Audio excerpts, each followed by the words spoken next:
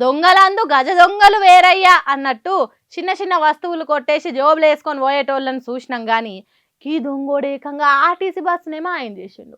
దొంగతనం చేసుట్లా పిహెచ్డి చేసిండేమో, లేకుంటే దొంగలకే పాఠాలు చెప్పే పంతులు తెలియదు కానీ రాత్రి బస్టాండ్లో పెట్టిన బస్సు తెల్లవారేసరికి మాయమైందట. నెల్లూరు జిల్లా ఆత్మకూరు డిపో బస్సు అటు ఇది. రోజు ఏఎస్పేట నెల్లూరు నడుమిట్లా రౌండ్లు కొడుతుందట. మరి ఎప్పటి నుంచి నజర పెట్టిండో బస్సు కొట్టేసే తానికి.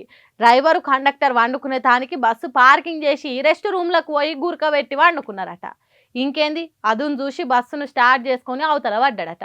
మరి అది సైకిల్ అనుకున్నాడో లేకుంటే అత్తగారు పెట్టిన కొత్త బండి అనుకున్నాడో ధూమ్ సినిమాల రుతిక్ రోషన్ తీరుగా రోడ్డు మీద అడిగా పోతున్నాడట. తెల్లారు లేచి చూస్తే పెట్టిన జాగల బస్సు లేదు. ఆలస్యం చేయకుండా పోలీస్ స్టేషన్కి పోయి కంప్లైంట్ ఇస్తే పోలీసులు రంగంలోకి దిగిండ్రట. సీసీ కెమెరాలు చెకింగ్ చేసుకుంటూ పోతుంటే బుచ్చిరెడ్డి పాలెం అనే ఏరియా టోల్ గేట్ కాడ బస్సును దొరకబట్టిండ్రట. వారి బస్సు దొంగ, నీకు ఎంత ధైర్యం ఉంటే బస్సును కొట్టేస్తావురా? అదేమన్నా దాస్తే దాగే బొమ్మ బస్సు అనుకున్నావారా? నడు పోలీస్ స్టేషన్ కని దొంగలకు ఇచ్చే ట్రీట్మెంట్ ఇచ్చేతానికి దొరకపోయిందట. ఇంతకు ఈ విలువైన దొంగ ఎవరో చెప్పలేదు కాదు. విడవలూరు మండలం కంచర్ల అనే ఊర్లుండే బిట్రంగుంట కృష్ణాట ఇతగాడి పేరు. ఆ కృష్ణుడు వెన్న దొంగ అయితే ఈ కృష్ణుడు ఏకంగా బస్సు దొంగే అయిండు.